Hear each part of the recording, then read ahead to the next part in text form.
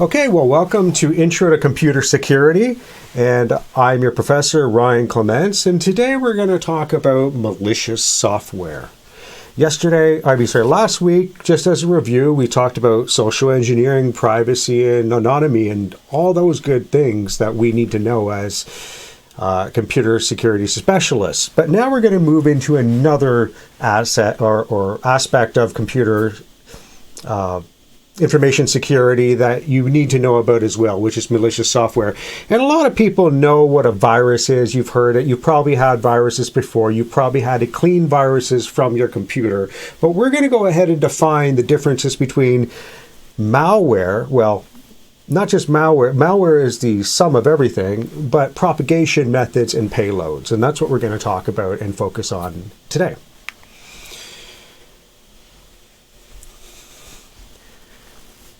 So I mentioned that malware was everything that we're going to talk about, and that's true. Malware is software that is intended to damage or disable computer systems or devices.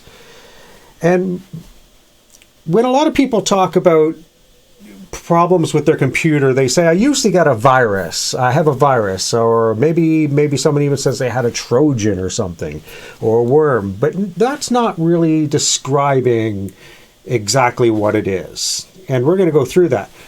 When we are talking about damaging computer software or computer software that's damaging, we're talking about malware. So let's just get that terminology correct.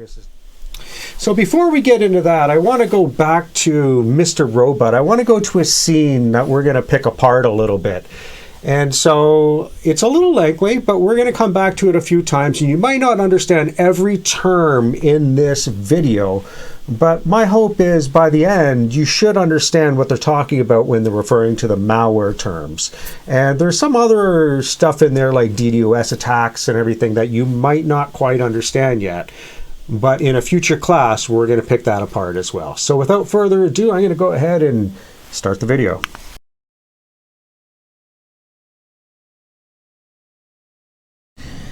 Okay, so what are some other things that we heard there? We heard virus and we heard malware. And we heard some other things in there. Did anyone pick that up? We heard DDoS.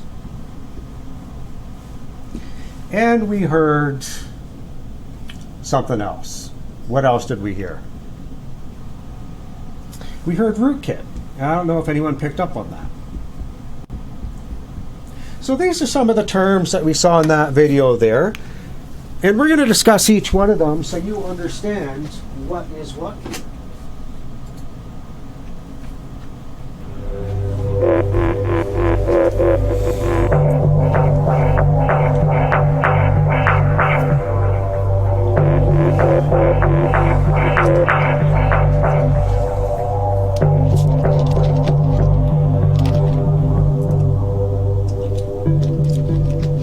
So malware has two very distinct components. Malware is separated into a propagation mechanism and a payload. That's really all that's in most malware, because malware requires a way to propagate itself. But at the same time, the propagation isn't enough. The malware also needs to have a payload in it, do the damage it needs to do. No, but not all malware wants to do damage. But even if it does execute code when it gets into another computer system or another device, it typically wants to do something. Even if it displays a text message to the screen or calls home or maybe opens a website or something, even if it's not destructive, it's still called a payload. First, we're going to talk about propagation mechanisms. And then we're going to go ahead and talk about payload. So the first thing, propagation mechanism, without further ado, let's go ahead and have a look at what those are.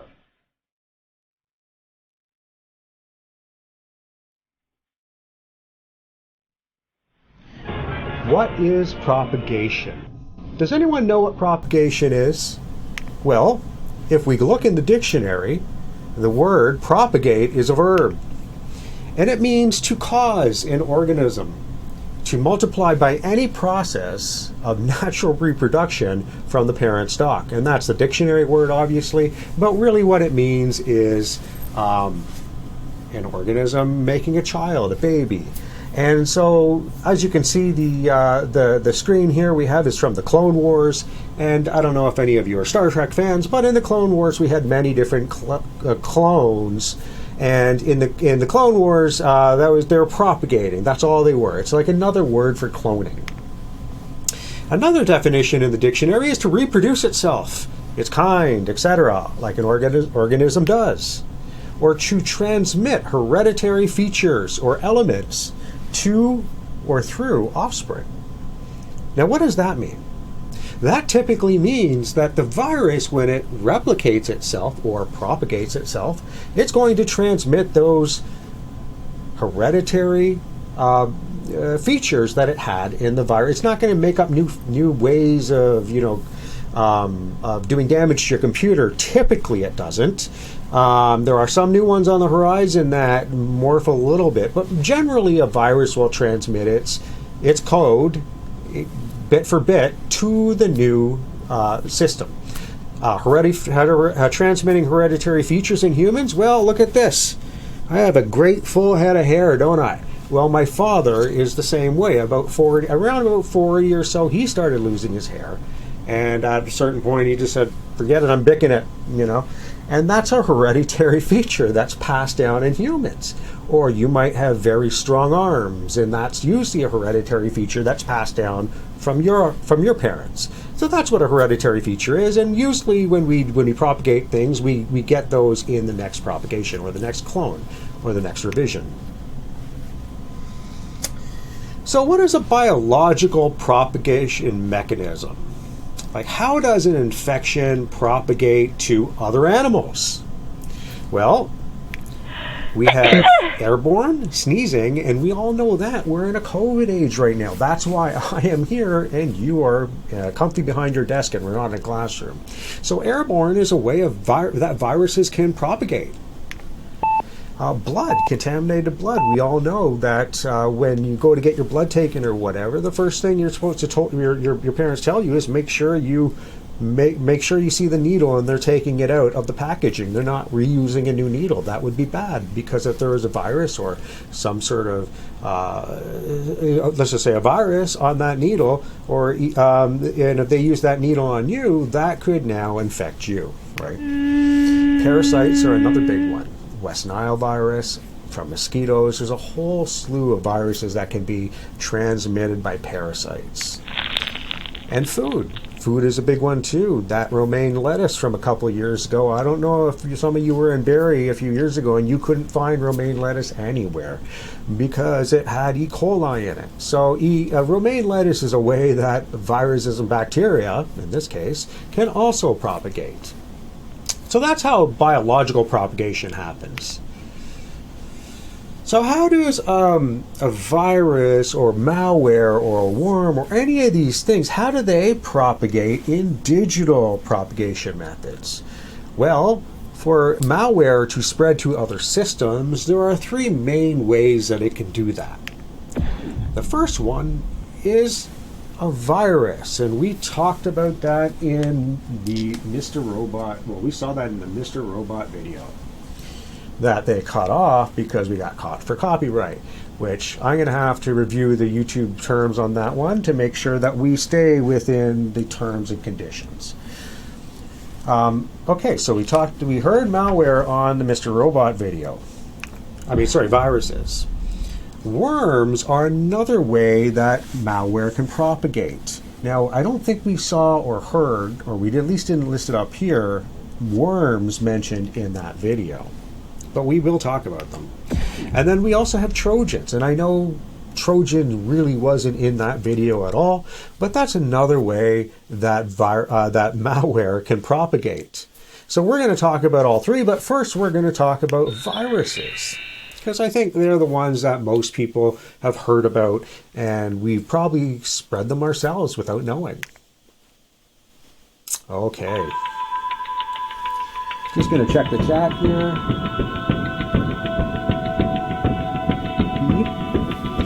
Okay, well, what is a virus? A virus attempts to replicate itself and spread to other systems. And here's the key word, and I'm going to speak right into the mic for this one because this is the important part. By some user action. To spread a virus, it requires your or someone else's user action. It does not do it by itself. So what are some examples of user action? Well, one way is email attachments, or are email attachments.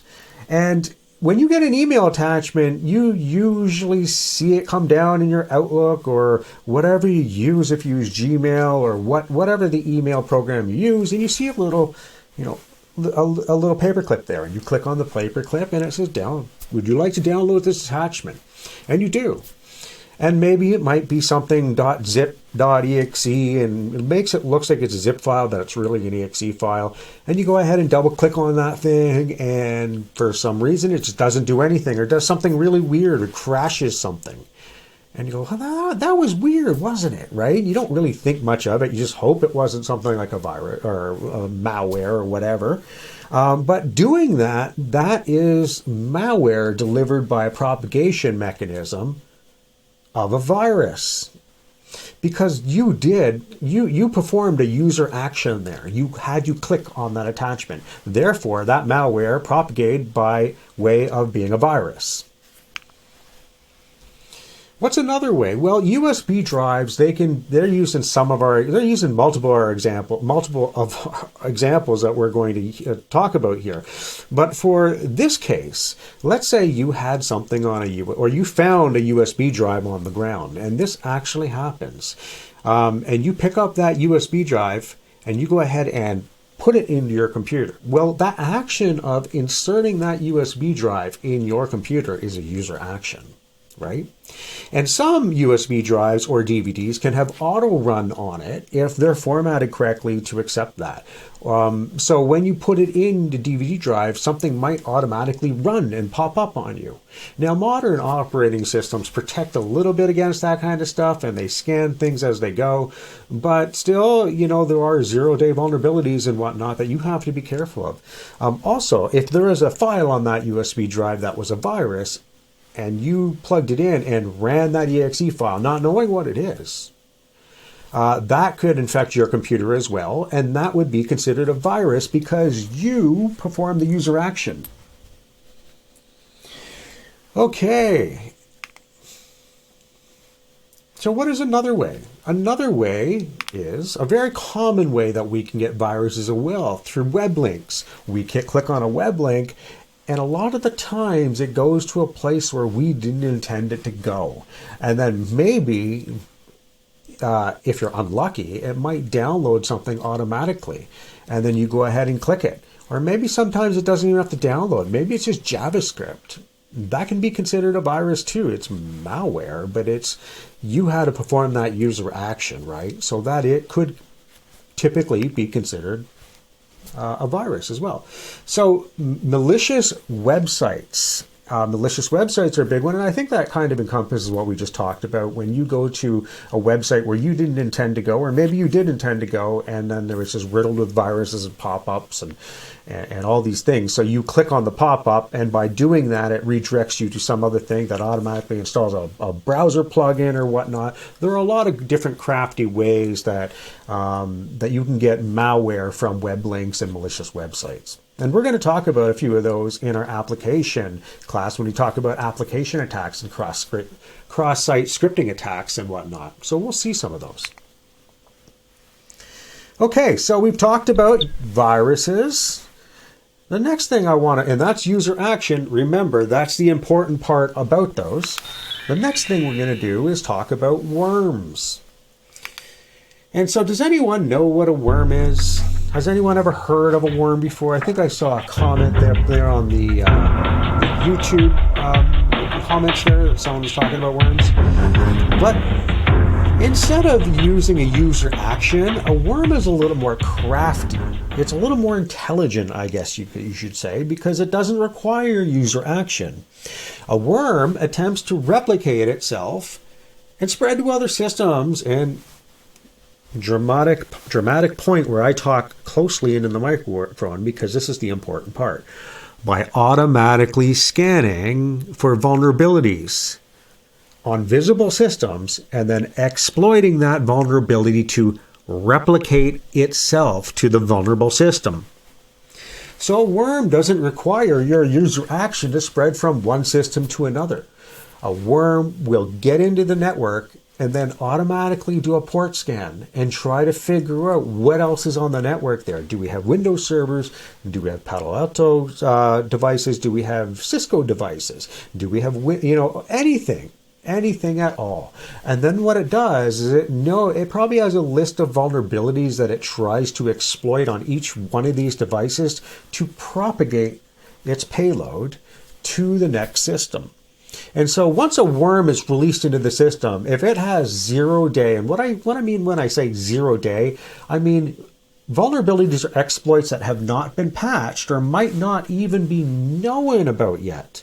So there's no real fix for them. So if there's a worm and it gets into a system and it has 0 day exploits in there to help itself get into new devices, you've got a big problem on your hands. It's going to crawl your whole network and infect everything that it can get into.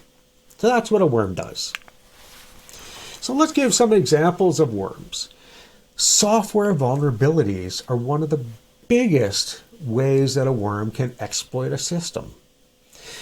When a worm gets into your system, and I mentioned this before, a worm will look on the whole network for exploits. And exploits usually lie in software vulnerabilities, such as maybe SSH. The SSH daemon on a certain Linux server is an old implementation of OpenSSH. And therefore, it knows that maybe it can exploit it by a certain named exploit. And there's many of them over the years that worms have typically done this. And so there are other ways. So network routers that are unpatched maybe and had software vulnerabilities on them. So worms will find these things and these problems and exploit these to get into the device to propagate the payload. Misconfigured devices is also a really big one that you're going to see quite often. So when you go into when you pass this course and get a great GPA and end up working for an amazing company, most of the people here you'll be divided. Some people will go work for larger companies, and I wouldn't say divided, maybe about 75% will go work for a smaller company. Where there might be only 100 or 200 people. And they are still considered small businesses. It's only really when you get up to like the thousands and stuff, you start considered a medium-sized business or a large enterprise or whatnot. But a company with 100 people, there might be 1 or 2 IT people. And in a lot of these companies, believe it or not, the IT person that ran the show typically might not even have any formal IT training. It might be Bob. And Bob is the son of the owner. Bob knows something about computers because he played Fortnite all his life. Or he played Minecraft for 10 years. So Bob is a computer person. And Bob might not have ever been to a college or know anything about security. But Bob, Google foo is really good. Well, considering the other class, we should say DuckDuckGo foo, not Google foo. But you get the idea. Bob is very crafty at looking at manuals and figuring things out for himself and looking on the internet to figure out how to configure devices. And so Bob might say, oh, well, the owner might say, hey, we need a new device installed. We need a new router or a new switch. And maybe it's a smart switch. And Bob goes ahead and configures it with looking at the manual and a little bit of Google foo or whatever, DuckDuckGo foo or whatever, however you want to say it. And Bob forgets to misconfigure quite a few things in this. Maybe there's maybe there are some backdoors in here that he didn't know about. Maybe there are default accounts that the password weren't changed. Or maybe Bob set up all the services on this new smart switch to listen on different ports. That's probably a misconfigured device because maybe Bob doesn't understand all the different ways that someone could log into the switch, or maybe the switch has an API and Bob enabled it without securing it down. Worms know this and they take advantage of these things. And so the reason I gave that example is because I'm sure at least half of you will go into a corporation at some time in your life to work for, or maybe consult or whatnot, and you're going to run into Bob. And Bob does a great job most of the time, but there are going to be misconfigured devices in there. It's not going to be like a larger corporation where security operations would vet every single device in that corporation. So there's a lot of malware crawling around smaller companies just because the security really isn't there. Okay, so we've talked about viruses, which is a user action. We've talked about worms, which are self-propagating, and I'm going to put worms down here in a different color here because it wasn't in the video that we saw, but we also now talked about worms. Okay. Voila. Okay, and the last thing we need to talk about are Trojans. And has anyone ever heard about what a Trojan is before? Do you have any idea? Maybe if you know the story about the Trojan horse, you might be able to put two and two together. What? Let's go ahead and talk about that. Let's go grab a drink here.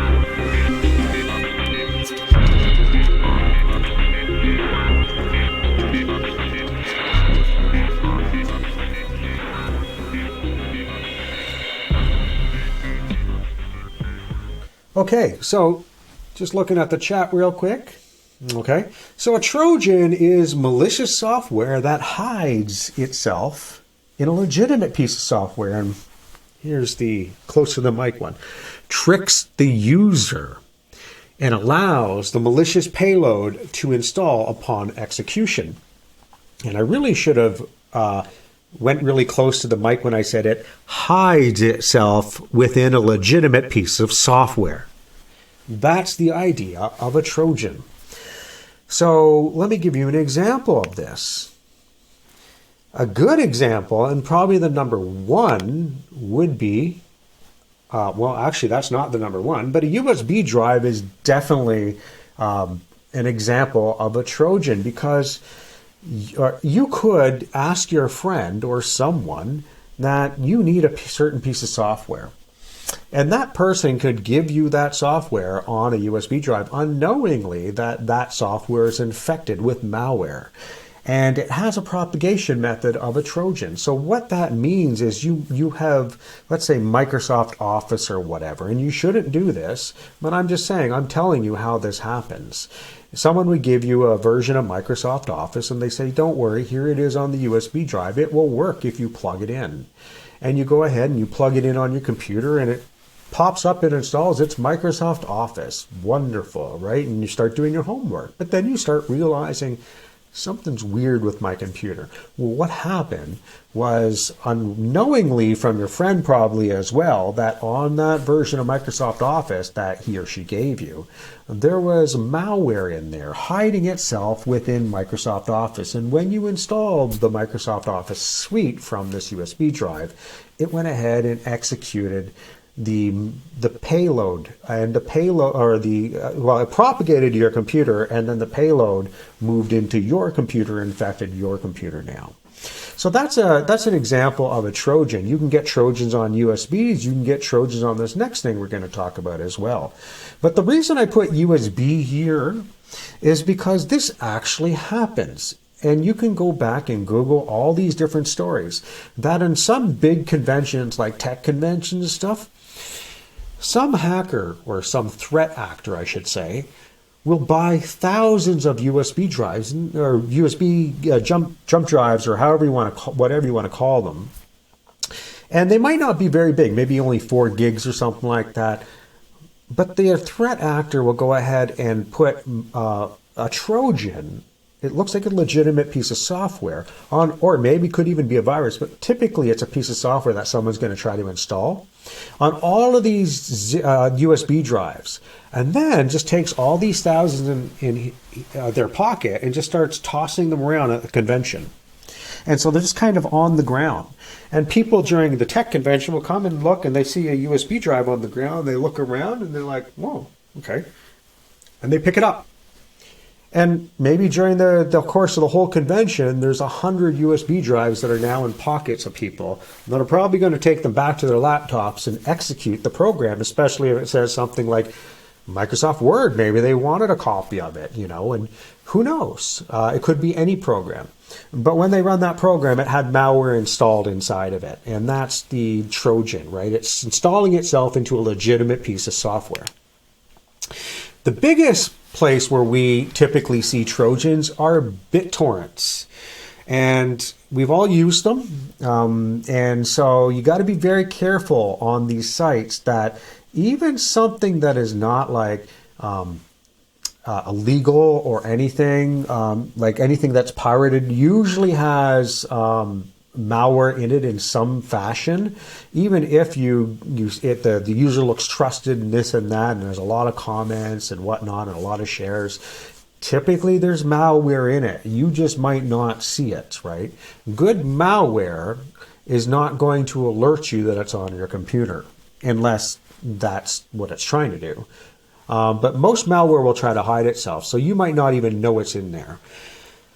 But there's also malware in a lot of public, like non-pirate torrents, like legal torrents that you think that, hey, I can go ahead and grab this publication or whatever, or whatever, right? And there's a lot of Trojans in that stuff as well, because pretty much anyone can throw a torrent up there and people just start sharing it. And the people that share it typically don't even know there's malware in it. So it just gets more and more shares. And the next thing you know, it's being shared halfway around the globe.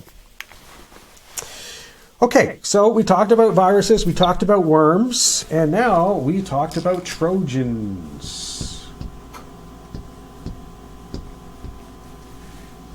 Okay, and we talked about this guy now. So does everyone kind of understand the difference? Whereas when we say viruses in general public, or people who don't know the definition of a virus, we typically all say, oh, we got a computer virus, or you have a virus, or I have a virus, or they got a virus, or whatever. But really, a virus is a propagation method. It's not really the malware. When people typically say, oh, I got a virus, what they should be saying is, I have malware. Unless they know that they have a keylogger and it was a virus. It propagated me a way of virus. It was my user action that gave myself the infection of a keylogger. And when I say keylogger, that goes now into the payload types, and we're going to talk about those next. So right here, I would typically get people to do some Blackboard time, but since we're not in a physical class, we're going to skip over that right now, and you guys can go ahead and do this at your own pace. On the weekly learning section, you'll notice if you've gone in there that there are quite a few mini quizzes. And those mini quizzes in there will quiz you on a certain part of the PDF or presentation that we've talked about today. Now, they don't count towards your final mark unless you don't do them. All I want to be able to see is that you've had an attempt on them. So if you went ahead and got 1 out of 5 on malware basics, that's okay. You got 100%, that's fine. I just want to see that you made an attempt at them. That's it. And I think there's only about 5 mini quizzes there, and you could take them as many times as you want. It's not a big deal. However, if I'm going ahead and grading your midterm or your finals, and I find that you haven't made an attempt at these quizzes, you will lose marks. So, in a nutshell, you don't gain marks for doing them, but you lose marks for not doing them. But again, your score really doesn't matter in the end, so you can just do them, get one. If you really don't want to take the time and do each one of them, you can just do them. Click, click, click, click, click, multiple choice, hit submit. Make the effort at least, because I want to make sure that you're following along. So we're going to skip this part here, the 20 minutes part, and we're going to go, you guys can go back to that at your own time. Okay, so we've talked about propagation methods. We are going to talk about payloads next, and I guess I had this graphic here before I could actually do this.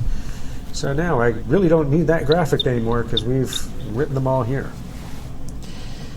Okay, so those are propagation methods, but now we're going to talk about payloads. So what is a payload? This is a payload.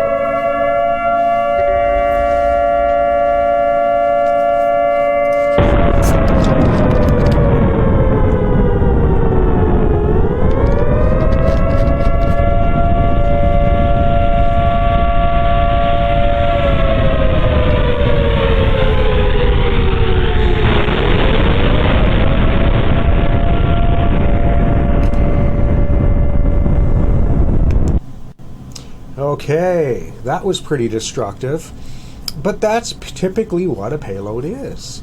A payload damages your computer, typically, not all the time, but in general, it makes your computer do things that you didn't want it to do, right? So that is damaging just by that concept. So what exactly is a payload? Well, let's break it down really easy. A payload is just computer code.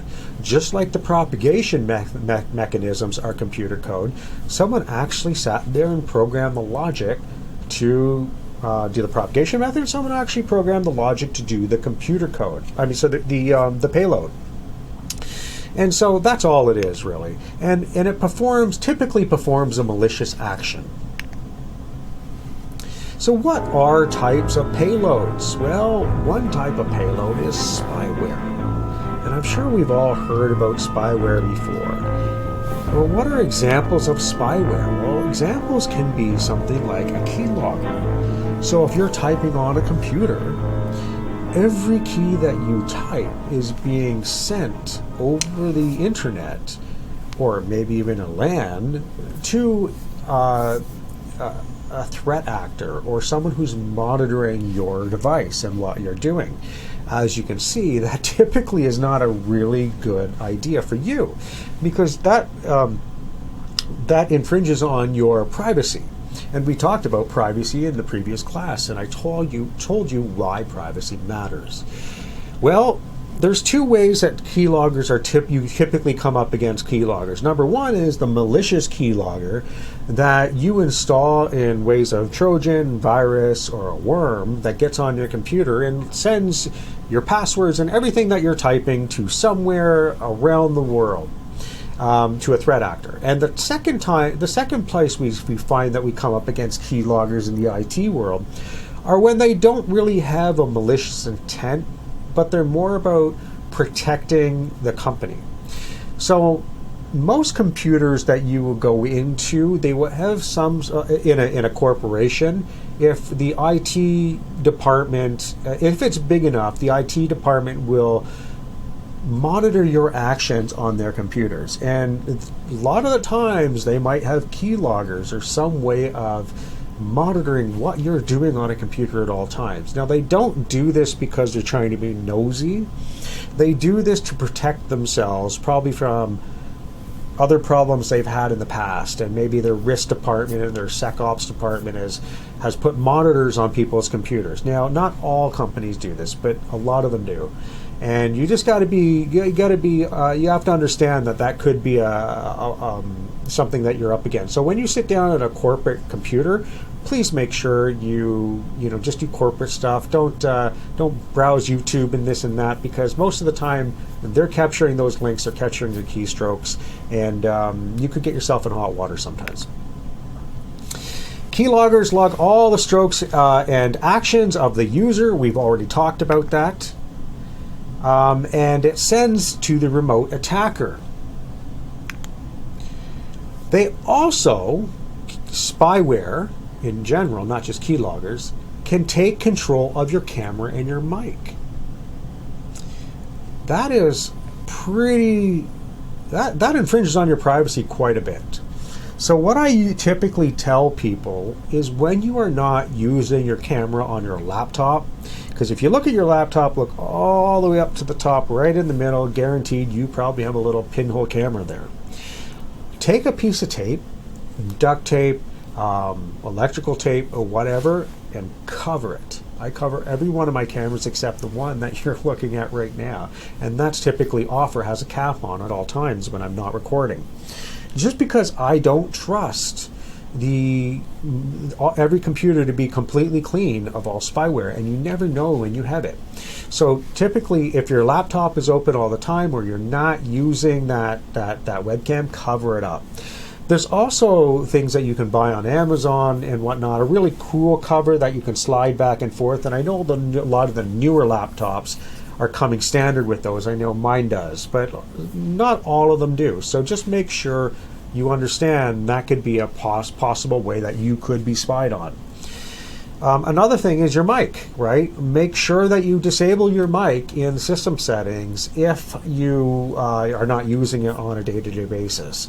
You just never know what's listening, what program's listening or whatnot. And I know by disabling your mic in the system settings is not always going to stop spyware from listening in, especially if it's been a rootkit and it has sole control of your mic past what your operating system allows. But no one's going to sit there and stick a piece of gum in their mic every time or something like that to stop it from listening. So you just got to be careful of these things, okay? I'm just looking at the chat here. Would TikTok be a keylogger? Well, that's something I don't want to get into right now, but I can tell you that a lot of these programs that you're installing on your phone are spyware. They're watching things that you do every day.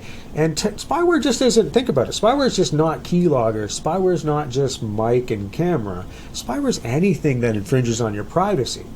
So if you open an application, and when you open that application, it goes ahead and sends metadata to that company or Apple or even Google of your location, whether your camera flash is on or off, you have a flashlight going on or something.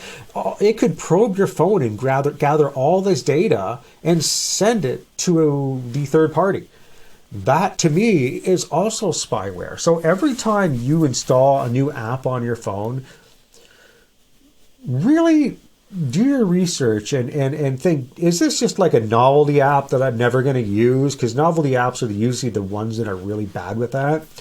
Or is this something I'm going to need day to day and I'm going to take my risk on installing new apps on my phone? I typically, every couple weeks, I look at my apps on my phone and I delete usually one. But I've gotten it pretty good to the point where the apps on my phone are very minimal. The ones I use on a day-to-day basis, and I have a good reason to use them. So don't just install willy-nilly a ton of apps. Make sure that the apps that you're installing, you have a good use for and you trust. So another version of payload is called ransomware, and ransomware is absolutely terrible. Ransomware comes in the form of CryptoLocker or WannaCry and all those bad guys we've heard of before. And what it does is it encrypts all files on a system. And then it goes ahead and asks for a ransom to decrypt those files. So if you've never heard of a ransomware before, if you've never got ransomware, what happens is that you get it from some sort of propagation method through virus, through Trojan, or through a worm. And most of the time it's a Trojan or a virus. And it gets on your machine and might not execute right away, because when it gets on your machine, it starts encrypting all of your files, all your documents, all of your videos and pictures, and makes them unreadable to you. Because it encrypts them, it scrambles them. And again, if you don't know what the word encrypt means yet, don't worry, because we're going to have a great 3-part series on encryption, and we're going to take you from step 1 to step 3. But right now, all you need to know about when I say encryption is it scrambles those files to make it unreadable. For an example, if CryptoLocker encrypted a Microsoft document or an Excel doc, like a Word document or Excel document, or even a JPEG file or something, and you go to run it, it's going to say corrupted file, because it wouldn't know even what type of file it is, because all the bits and bytes and everything in that file are now gibberish. It's not a Word file anymore, it's not an Excel file, and it's certainly not a JPEG. So the programs that typically run those programs just see gibberish information and they just say it's corrupted. So when CryptoLocker gets on your system and encrypts all of your files, once it's done that, it gives you a nice pop-up like this. And typically, you know, like an explanation on the screen, some information saying, this is CryptoLocker, CryptoLocker, go ahead and give us Bitcoin. And it usually typically says, you know, donate whatever $500 or $1,000 in Bitcoin is at the time. And I don't know what they're asking for these days, but typically it's a little low amount. And they'll say, send it to this Bitcoin address, and we'll give you the key and unlock all of your files again, and you'll be able to get them back. Well, there's two ways you can deal with this. You hopefully, if you were smart, we're backing up all your files to like a third-party storage or an external hard drive or something. Well, what would be a third-party storage? Like Nextcloud or maybe AWS, like an S3 bucket or something like that. I use Nextcloud specifically. I don't use Google Photos or anything, but Google Photos and all those Google services and all those cloud services typically will back up your files as well, so that if all your files did get encrypted, like your pictures or whatever, you'd be able to restore them from backup there. But what about all your documents and everything? Are those in your documents folder, and everything else that's lying around on your computer or your phone, are they all backed up as well? If they are, you can just go ahead and say, see you later, CryptoLocker. I had nothing in the last couple of days that I don't have backed up. I'm blowing away this computer, and I'll reinstall my computer and restore all my files. And that would be the smart way to deal with something like this. But not all of us back up that religiously. We don't. Corporations sometimes don't even, and they get stung. They get millions of files that are encrypted with CryptoLocker or WannaCry, and they end up having to pay a big ransom to get them back if they want to see those files ever again. Now you're probably saying at this point, Ryan, yeah, but you know, can't you hack you're in security. Can't you hack the key to unlock all these files? If you know, even if you had like a couple of days or something, couldn't you do it? And I'll turn to you and I said, no, we can't. There's no way. The world will cease to exist by the time I find the private key to unlock those files. And so, again, if you don't know anything about cryptography, the next class we're going to start introducing you to cryptography, and over the course of the next 3 classes, you will understand that statement. Why I mean that there's no way that you're ever going to unlock those files without actually paying the ransomware for this. Now, the good part is that WannaCry and CryptoLocker and whatnot, if you do pay the ransom, historically, they have given you the correct key to unlock it. So it's not completely, it's not like you're just going to throw your money out in the middle of nowhere. But again, that's just what I've seen historically. If you ever get in this situation and you pay money and they don't give you your key, well, don't blame me. But I mean, what else? What if those files were really important to you? What else would you do at that point if you didn't have them backed up? So that's what ransomware does. So that's a good reason to always have backups of your files, and not just one backup of the file, and then when the file changes, it goes ahead and erases the backup that you have. Because think about it. If you had backups somewhere, right? If you had backups over here, this is your backup server, right? And these are your files, right? And you have file 1, file 2, file 3, and the same thing over here, they sync. I don't know if any of you know what rsync is, but rsync, as soon as one of these files change, it goes ahead and changes the file in your backup. And this is typically a good way of doing backups if you're worried about your computer crashing and losing all your files. Now, this is terrible if you ever get a virus like ransomware, because as soon as not a virus, malware or a payload such as ransomware, see how easy it is to mess that one up? I just did. Because we've been brought up here in virus, right? So let's say if I'm just going to put R ransomware got in on your files and changed this file here, okay? Change this file so now it's pink. And that's just, pink just means it got changed. As soon as it changed this file, your backup would change as well, and now your backup would be encrypted. A lot of people don't think about that. So having just one backup that blows away the old backup as soon as the new backup comes down the pipe is no good to protect against this. You need to have multiple different versions of backups. You need to have multiple different versions of backups. And there are a lot of programs that will do this, such as Nextcloud and whatnot. They will make versions of your backup. There's a lot of plugins and everything that will do that. So when you're looking at a corporate level backup system, make sure you're just not taking the cheap way out in a small business and copying it to a hard drive and there's only one copy, because CryptoLocker or ransomware would make short work of this. Okay, just just a little tidbit of information there, so that when you're up against something like this, or you're trying to decide on a backup solution for the corporation you're in, make sure that the backups have versions, so that you can go back a few days, or even months or weeks. Because if your ransomware gets in there on a Friday and it makes a backup every day, and you only have 3 days of backups, well, on Monday, all those backups are probably now encrypted with ransomware as well. So you want to make sure you can go back a month or a week or even longer, okay? And one of the last payloads that we're going to talk about before we go on a break is adware. I'm just going to take a quick drink here.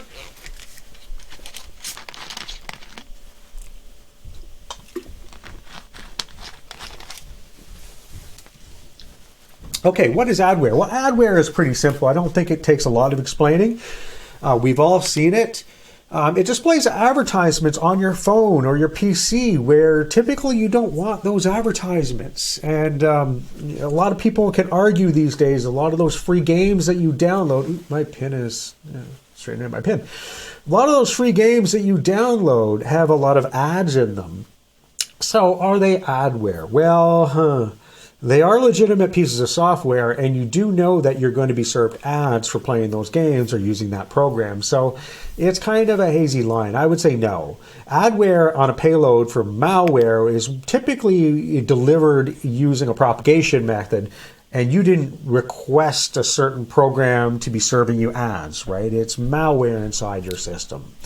So they can take forms of a pop-up engine or a plugin installed in a web browser. You used to be a really big one back in the days when plugins started to come into web browsers. You can even get an app on your phone that displays ads, and we just talked about that. And so would that be considered adware? I mean, the jury's out on that one. I say no, but some people do say, it is considered adware if it gets to a certain point, if there's more ads than actual content. Okay, so we talked about viruses, Trojans, and worms, and now we have talked, and those are propagation methods, okay, and now we've talked about the payloads, right? And what type of payloads did we have? And I'm not going to write it down because it's writing up there. Oh, I'm going to put myself on a different side of the screen here.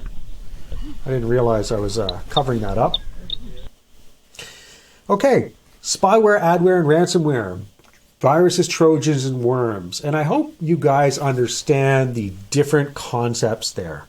That you can have, I didn't mean to for the screen there, that you can have, every piece of malware has two different sets of code, right? You have the propagation method, and then you have the payload code. And 90 to 99% of all malware has these distinct components. We, after the break, are going to talk about malware that typically doesn't follow this format, but they're special case malware and viruses. Okay, so we're going to take a little bit of a break. Typically, I would let you do the Blackboard time right now and, complete quiz 6.4 on malware payloads. I think it's just about 5 questions. We're going to take a break now anyway, so it's probably a good time to go ahead and complete that. We're going to be about 10 minutes. Actually, we'll come back at about 6:40. It's 6:27 right now. So about 6:40 we'll come back, but in that time you can go ahead and complete that quiz. It's probably a good time. So I'll see everyone back in about 10 minutes and we'll continue.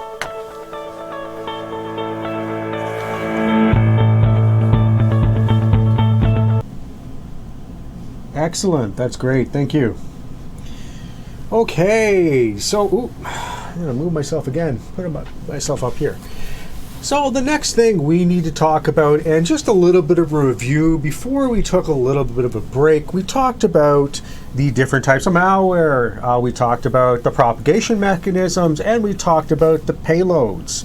And the payloads were the spyware, the ransomware, and the adware. Now, those are typically 99% of all the payloads and those types of malware, but there are special case malware that doesn't really follow the same format, where there's a propagation mechanism and a payload, and we're going to talk about those next. So the first type of special malware I want to talk about are backdoors. Anyone have any experience with backdoors before? And no, I don't mean physically backdoor, like you found the back door for the college or something. I mean like in a piece of software or a hardware device. Have you ever seen backdoors before?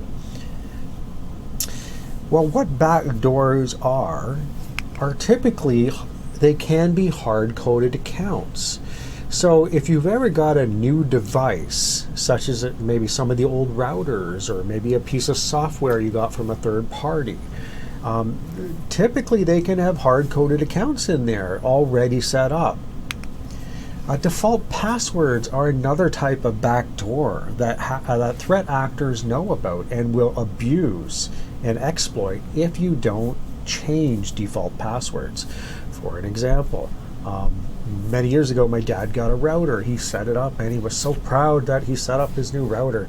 And unfortunately, there was a 5G and a 2G network, and the 5G network didn't have the default password changed. It was just open. So these are things that you need to watch. That you need to make sure that you audit the new hardware or software that you get to make sure that there's not accounts or things that you need to change to up your security. Another way that a backdoor can be implemented, and this is more of the malicious, what we think what a backdoor should be, is unknown access channels. So what do I mean by an unknown access channel? Well, you have a new program, and the program typically just connects to their server back and forth, and users use it, this and that, but the company that made the software maybe put some sort of way that they can get into the software from the outside.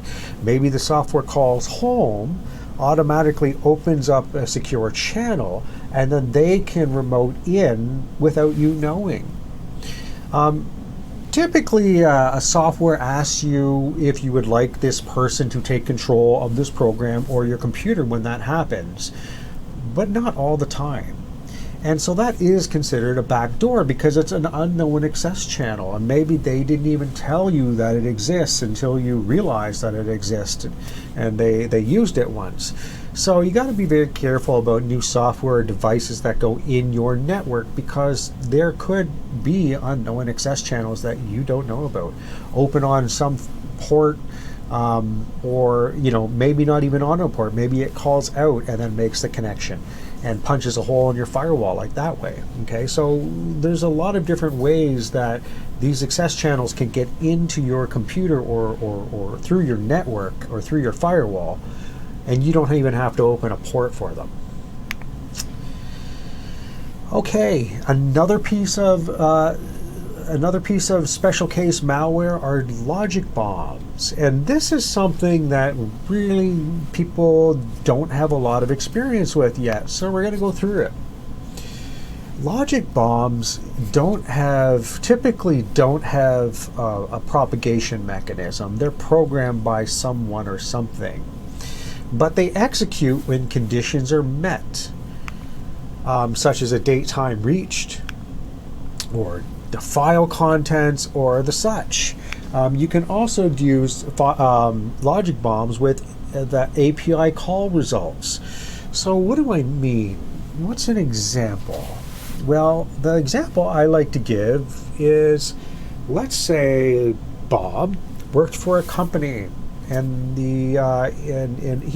Bob knew that he really wasn't liked around the company. Maybe he wasn't very good. Maybe he knew a certain manager had it out for him. So Bob, being a programmer in the company, oops, I should move that, I'm sorry, I wasn't watching. Bob, being a programmer in the company, decided, hey, you know what, I know I'm not going to be here one day, and I really didn't like this company, and all this stuff on my computer, they would be lost without it, and they would be lost without me. So maybe Bob got really upset and decided that he was going to program a logic bomb that on his computer calls out to the payroll software of the company every day. And that program on his computer, he found out how he could query or have a look at what his status was in the payroll software every day. So every day the program would go out and check the payroll software through an API file call result to the server, and it would say, give me the status of, let's make a name up for him, his last name, Bob Jones. And the API call result would come back and say fully employed or full-time, and Bob's program would do nothing. But let's say one time Bob did get the axe. Well, the next day the program boots up on his computer, calls out to the payroll company, the HR program or payroll program, says, give me the status, the employment status of Bob Jones. And it comes back and it says, terminated.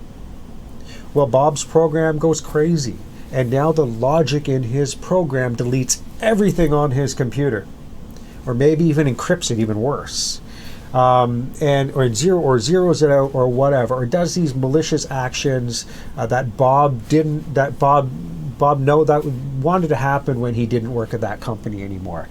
Now, I don't say do that. I'm not encouraging that kind of activity. I'm just giving a good example of how this could be, a logic bomb could be very, very malicious from an inside actor within the corporation. That's an example of a logic bomb, and you have to be careful about those things. It has happened in the past, and it's going to happen in the future. So what I described there, and some people would be familiar with, it's called really a dead man switch, where in movies you see people, the guy has a radio, and the radio back and forth, and the guy catches the other guy with the radio, and he's like, well, I'm gonna do this and that to you if you don't give me all those files or give me this information or whatever. And the guy says, well, I don't care what you do with me, because if I don't check in every day, those files will automatically be sent to the FBI or posted on Twitter or whatever. That's a dead man switch. It's that person would have to check in, or a certain condition would have to be met every day, or the logic bomb executes and whatever code that they wanted to happen happens. So that's a logic bomb. I hope that makes sense. We also have some other types of advanced malware, and we're going to talk about those next. I'm just going to check the chat real quick. I should have the chat over here. Oh, is the volume very low? Let me turn it up a little bit. I'm sorry.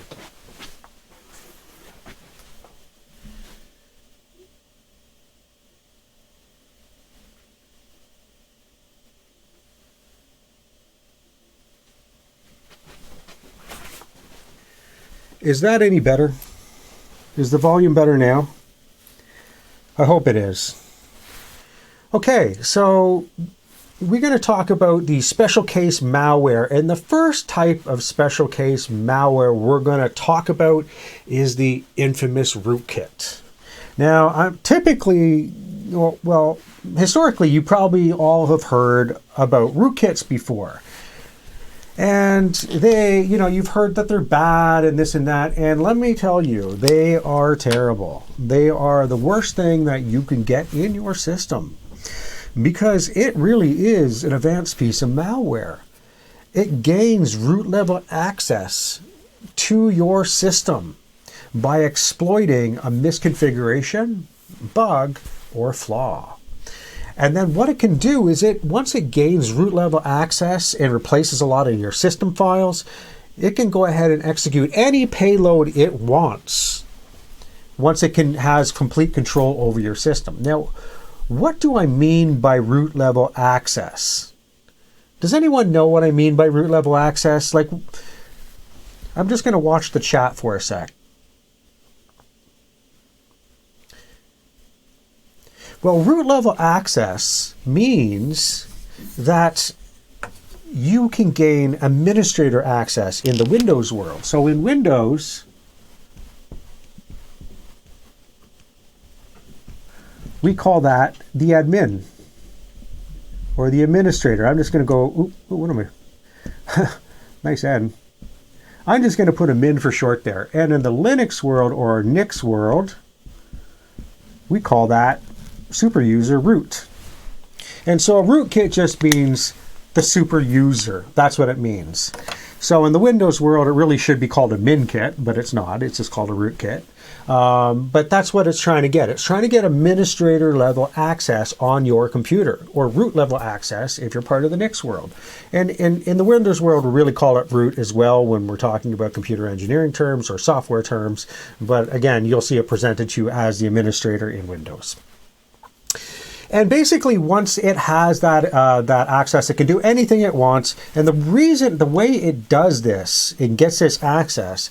If you've ever looked in your Windows directory, I'm going to use Windows for example, because most people understand Windows a lot better. If you ever look in the System32 directory and you see all these DLL library files, well, all of those library files are really important files to tell your operating system on how to read the hardware, or how to display things to the screen, or how to interact with certain programs. There's a lot of different functions in those libraries, and when you get Windows, they're working perfectly as you would expect. A rootkit will go in there and it will start to replace some of those system files, such as the File Explorer DLLs, Explorer.exe, and all of those different library functions. And once it goes ahead and replaces those, it can start to hide stuff from you. You might go into File Explorer, or Windows Explorer, they call it, and look at your C drive, and no matter what you do, you might not be able to see certain hidden files in there because the rootkit hides them completely from you because it just rewrote a lot of your operating system libraries. That's how a rootkit works. So once a rootkit is in your system, how do you get rid of the rootkit? So I'm going to put it up on the screen here. It's very important. I'm going to write it up here. Let's get rid of this here. How do you get rid of a rootkit? Does anyone have any ideas on how you get rid of a rootkit? You want to put that in the chat while I'm preparing this? How do you get rid of a rootkit? I'm not just talking malware, but we always have to assume all malware are rootkits, because sometimes we just don't know, right? Once a system gets infected, we have no idea. We don't really no idea the extent of it with a rootkit. So how do we get rid of a rootkit? Does anyone know any programs that we typically use? Well, we can use something called Malwarebytes, right? Have we ever heard of that before?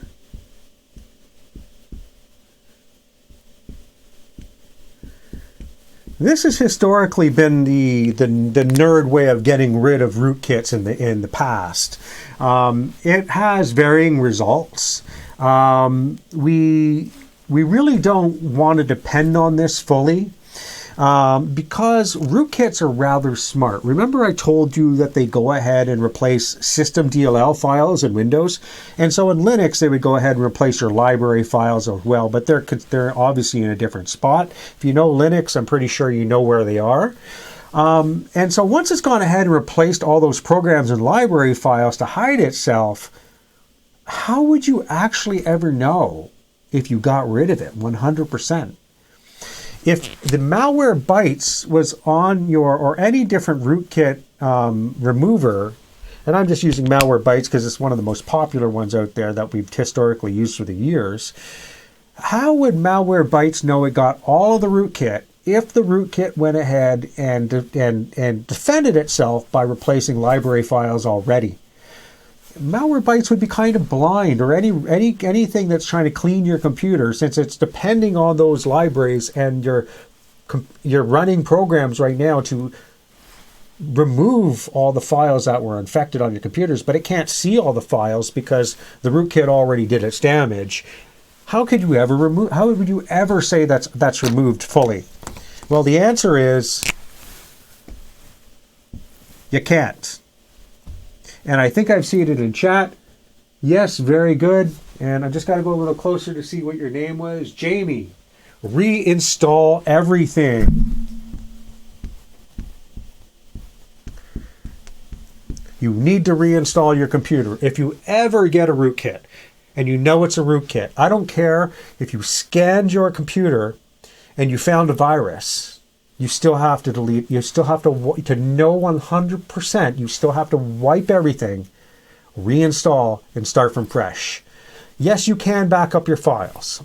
Okay, and once you get those files on a USB key or whatever, or USB drive, you can take it to another computer and don't run any of the files, but you can scan those files on another computer. If you can scan the drive in your computer on another computer, you have a better chance at finding the full rootkit. However, since the rootkit's already done its damage to your computer and its system libraries, you might as well just reinstall from scratch. But if you do have specific files on there, you want to make sure that you get those files off, scan them on another computer, okay? And then reinstall it and put the files back. Rootkits are smart. Sometimes they know that you did something wrong or installed something. So when you go ahead and scan with Malwarebytes or some other virus scanning program because you thought maybe you did something or you got some malware, it's going to throw a gambit out at you. It will give you a piece of malware. It will say, here you go, you have this malware. And the rootkit was smart. It just threw it out there so that you thought that you got the malware, but the rootkit is still there.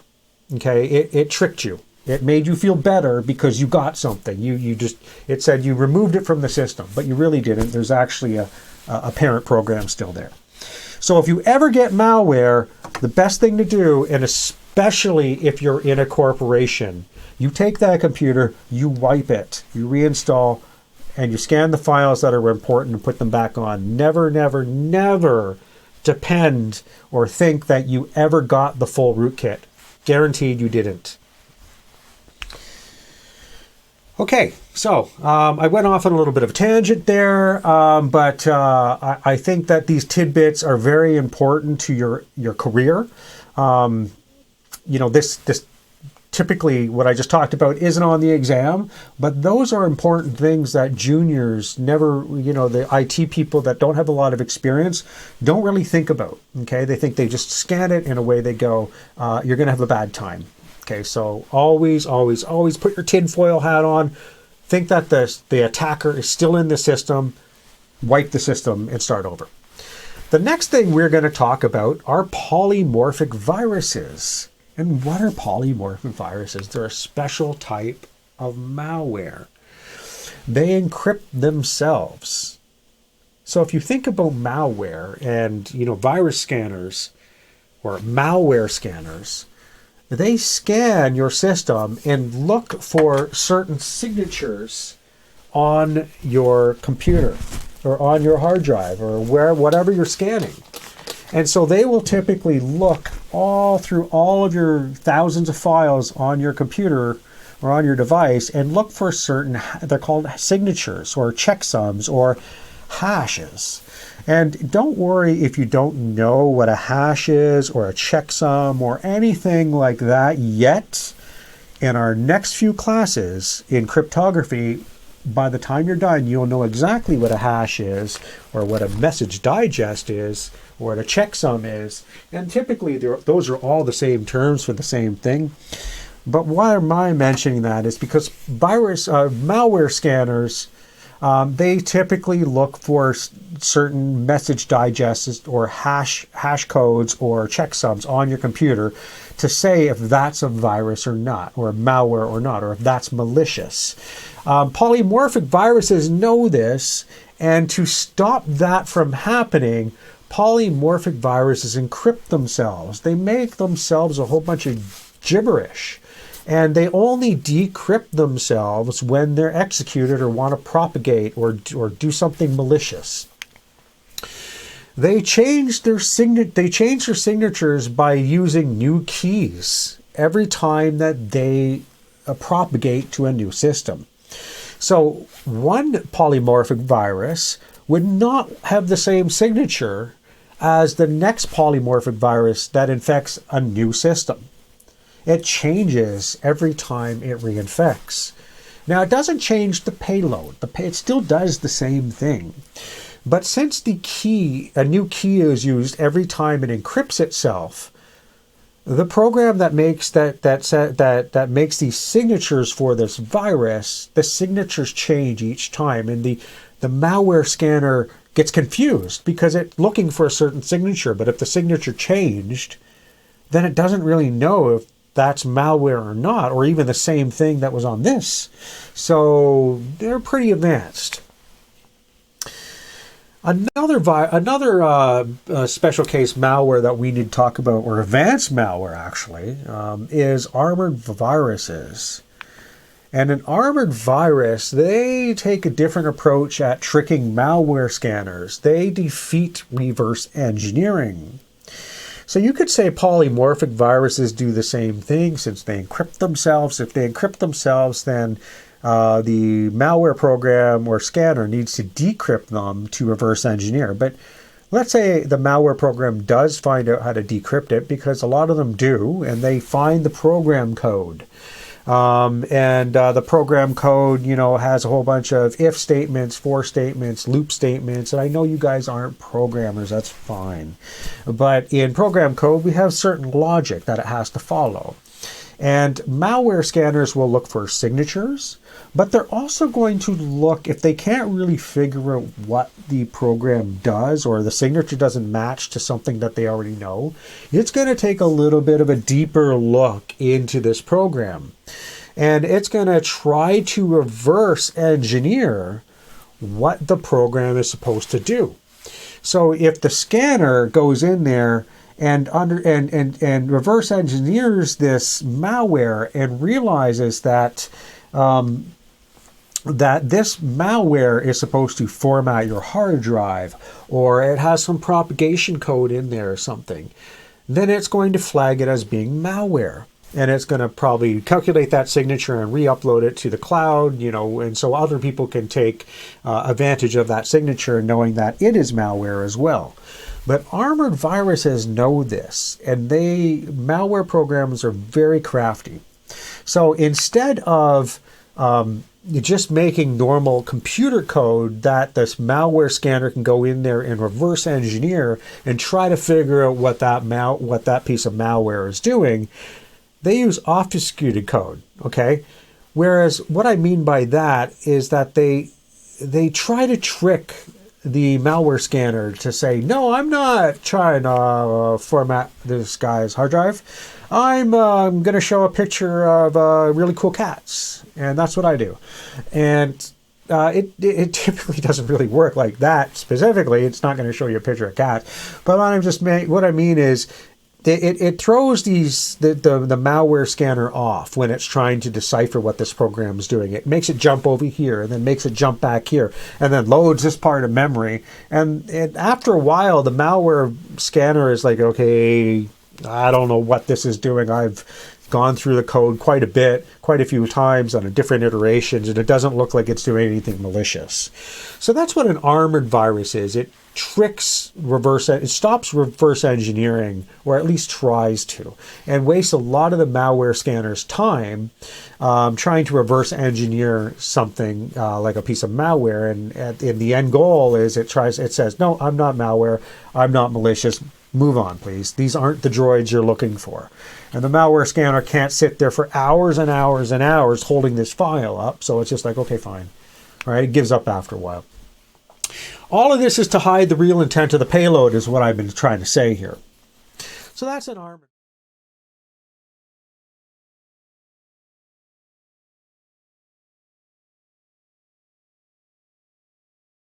But really what I wanted you to see there is the different terminology that we went through. We're talking about, they mentioned rootkits, they talked about viruses and all that good stuff there. And now that we've talked about all this, I wanted to go through that and make sure that that everyone was able to decipher the different terms now. Now, I'm going to go ahead and post that again privately to you guys, so you can watch that in the weekly learning section. But so with that said, we're just going to go ahead and move on. At this time, I would typically want you to go ahead and look at Blackboard again and do those quizzes in the weekly learning section. Again, I want to highlight that your score on these quizzes don't matter. I just want to make sure that you're taking them so that the terms are being ingested and that you're understanding them, okay? Just by taking the quizzes, it's really good. And I'll give you a little bit of a hint here. What's on those quizzes, the almost word for word, is going to be on the midterm exam. So it's really a good thing to be following along and doing these things so you see them and they make sense to you. So when you see them on the midterm exam, you're not scrambling, they're not new to you, you've already answered these. Okay, we're almost done. Because of all the Blackboard things that we typically do during the class, we're able to skip through a lot of those moments where we take 10 minutes here and 15 minutes there to do in-class Blackboard time. So I think we only have one or two more slides here, and then we are probably done. So hang in here. We're not going to take a break. We're going to zip right through. One thing I haven't talked about yet are botnets.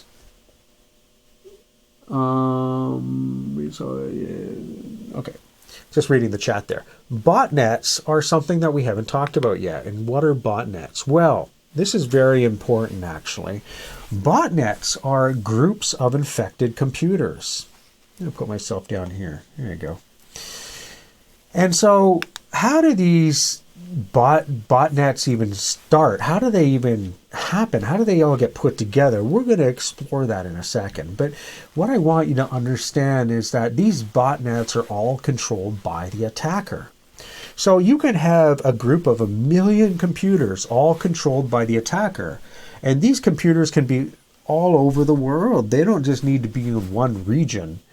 You can have infected computers in China. You can have infected computers in the USA, Canada, Kuwait, Libya, Europe, France, anywhere, Thailand, anywhere you can think of, you can have infected computers. And all those infected computers are now joined. They were infected by the threat actor, by the attacker. And because they were, once they got infected, they got joined into this thing called a botnet. And the botnet is controlled by something called a command and control network. And that is an actual term that you will hear many, many times. Okay, command and control network. Sometimes referred to CNC or whatnot, different terminology you see out there. And so that command and control network is controlled by the attacker. Now, how does the attacker control that command and control network? Well, they do it a few certain ways. Number one is they can use Twitter, and we've seen this done many times.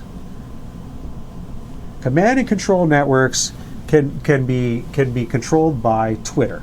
Number two, put it in the chat. What else do you think that can control a bunch of these computers? Let me tell you exactly what's happening here. You have all these computers here, these infected computers, right, in a botnet, and they're all infected with some sort of rootkit, okay, and they're all going out and listening to a channel in Twitter, okay.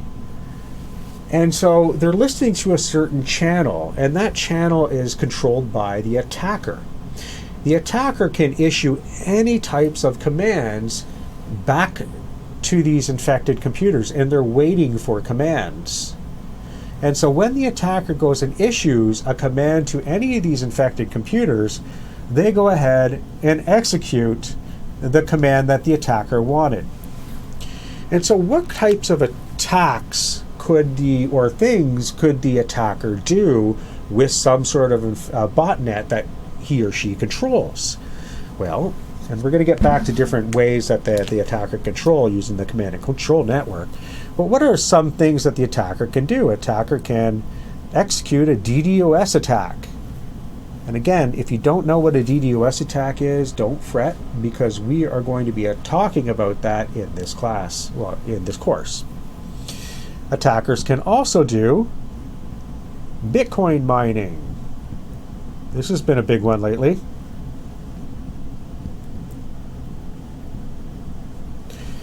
So the attacker can say, well, you know, I don't have any the contracts to do any DDoSs on certain websites or computers. So in the meantime, I want all these computers to do some Bitcoin mining for me to make me some money. The attacker can typically ask these computers to do anything they want. The attacker could say, well, Bitcoin is not doing very well, but you know what? I'm going to have all these computers start displaying ads. Remember, the attacker with these computers, if they're infected by rootkits, can do anything that the attacker wants with these computers. So DDoS attacks, Bitcoin mining, displaying ads, anything the attacker wishes. And so the command and control network that I have up here, I'm just going to put C and C network, can be controlled by a Twitter account. And all the computers listen to that Twitter account and listen for commands that the attacker is issuing. What is another channel that you think that a attacker can use and develop a command and control network to control all of these computers all over the world? Just going to quickly look at the chat. Botnets are mostly used for DDoS attacks. You are absolutely correct. It is using yeah, that's right, Bitcoin mining, very good. Yeah, no, these are all very good comments. Facebook, hey, very good, I like it. Yes, attacker can use in a Facebook account, right? Because Facebook is publicly facing. If the account was public, all these computers here would be able to monitor that Facebook account as well. Another one would be Instagram.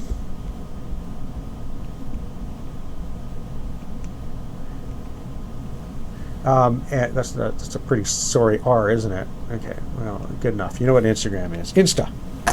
And there's all these different command and control networks that are available to develop this system so the attacker can control all these computers.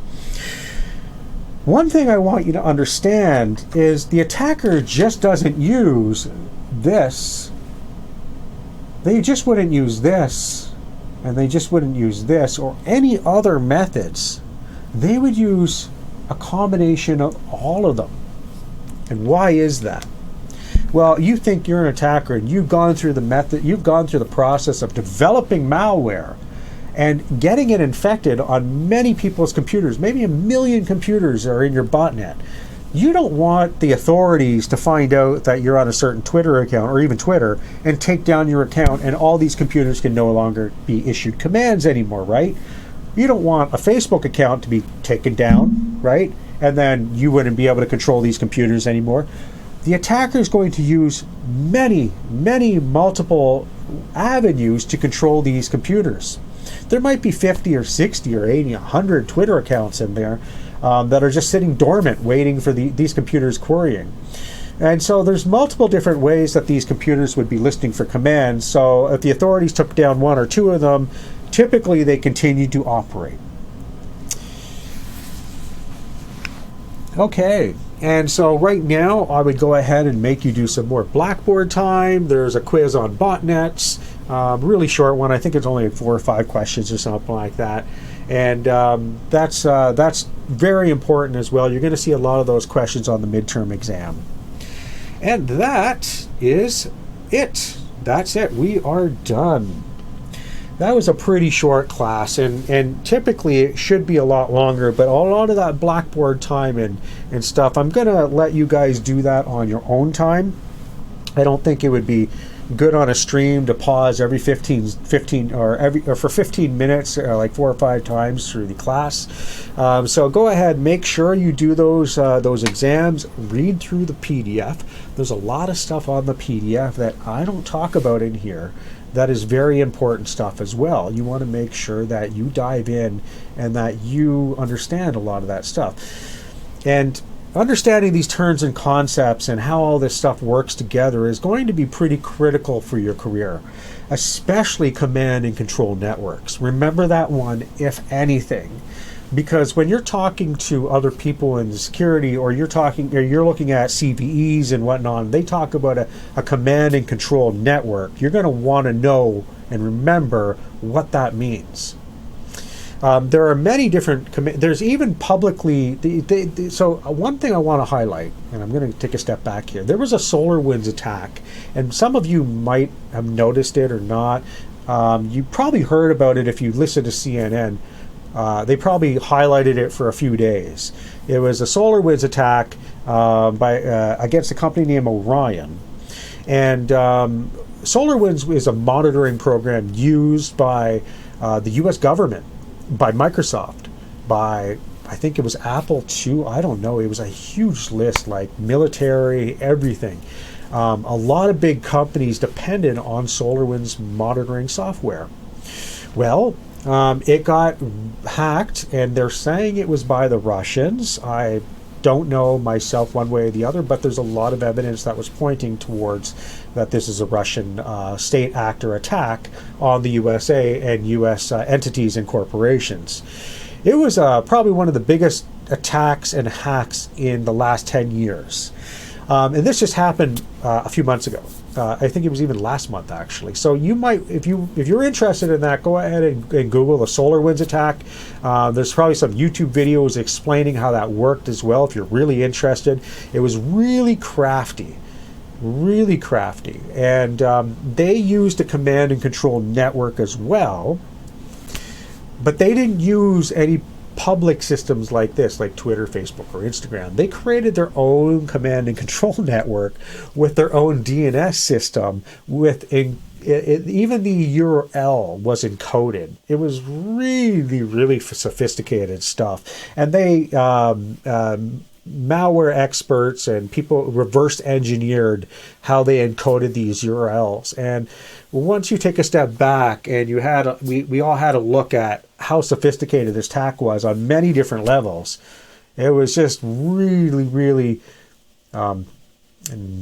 interesting to see as a security professional that this type of attack could be pulled off and be in the U.S. government systems, Microsoft systems, and IBM, I think, too, and a lot of these big companies for almost 1 year, and no one noticed it. For sitting there and spying and gathering all this information on all these companies and sending it and listing and talking to a command and control network, and no one figured it out. It's been there since February, and it just got busted in November. So these are the biggest companies in the world, and this was very embarrassing to the U.S. government and to Microsoft and a lot of companies that got tricked pretty hardcore. So that was based on a command and control network. They were able to control the SolarWinds servers or any other computers that it infected through the command and control network. And they didn't use Twitter, Facebook, or Instagram. They used their own system. Pretty cool little case study. If you're interested in this stuff, I would definitely go ahead and look it up. Okay, so that is the end of this stream. I'm just going to look at the chat to see if you guys have any questions. I like to do a little bit of powwow at the end. Remember, I'm not just, trying to teach you this information. I'm also trying to guide you in life, trying to give you some information that would, typically you would want or some advice. So if you have any questions, please ask them now on this information or anything that you're doing with computers. You could use a botnet for brute force, for brute forcing, increase company. Yes, you could. Very good. So that is a really good, and who said that? Scott. Yeah, no, very good, Scott. For example, this is pretty much brute forcing botnet right here. I don't know if you know how Bitcoin mining works, but if you're interested, we can dive into this a little bit in our cryptography class when we start talking about hashing.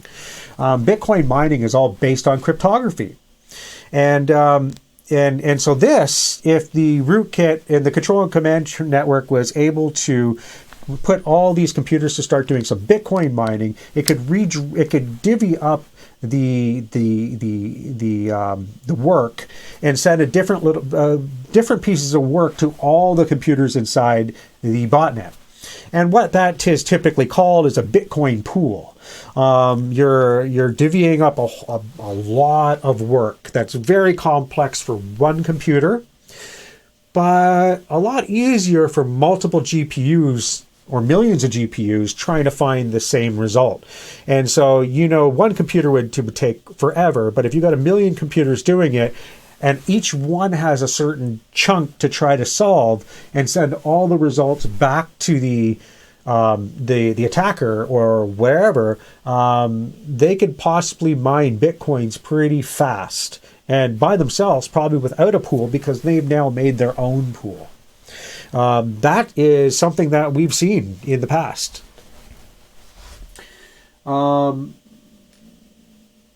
You sell computer power. Yeah, you can sell computer power. So now I have not heard specifically of them selling computer power for Bitcoin mining to miners. I have, but it's been done through other services, whereas people rent out their computer and their GPU, and they say, to rent my GPUs or my 4 GPUs, I'm going to charge you XXX amount of money. And that's basically put on a website. And then other people can go in and buy a certain amount of hashing power. I haven't seen it done maliciously through a command and control network, but that's not to say it hasn't been done. I bet you it has. You could be your own EC2 at that point. So yeah, that's typically that's a really good question there, Scott. I appreciate that. So that's typically how they work, and there's many different uses that an attacker could do this. As soon as they develop a rootkit and they get it on everyone's system. And remember, I told you there's many different ways to give them a rootkit. Remember, I told you about buying all those USB drives and just tossing them on the ground. It happens. It happens all the time. Don't pick up the USB drive where you don't know where it came from. Sure, it might be a 128 gig USB drive, like USB 3 or something, or 2, and you're like, yeah, score. But be very careful about what you're putting in your computer. If you do pick one up, if you have a trash computer, throw it in that one and try to see what it does. If there's any auto run or any files that look weird, maybe format the damn thing. Still got to be very careful, because you don't know what if it's, if the hardware has been modified, or if it's going to do something funny, or you just got to be careful. Will there be any assignment for next week? No assignment, just the quizzes. The only assignment I need you to do is the assignment that I gave last week. Typically by this time, most people would have got that done and already in. I had a look today, and I think there was only about 7 submissions or something. So that got me a little worried because I think there's like 30 people in the class or 35 people in the class, and I don't want to be marking these all a couple weeks late. I've done that in the past, and people want their marks back pretty quickly. So what I've asked is I've extended the due date. It was supposed to be in by 11:59 tonight. I've extended the due date to 11:59 on Friday, but there's no extension past that. I want them in. Don't leave it for the next week and the next week, because even though this week you don't have an assignment, just the quizzes, and the mark on the quizzes don't matter just as long as you have them done. I'm happy if you've made an attempt.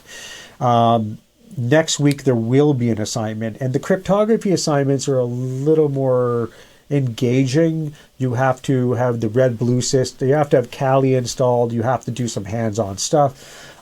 Create public keys, private key pairs, do PGP encryption, all that stuff. And that itself takes a little bit of time. If you're not familiar with Linux, even though I set the steps out, there's always a few hurdles you're going to have to cross.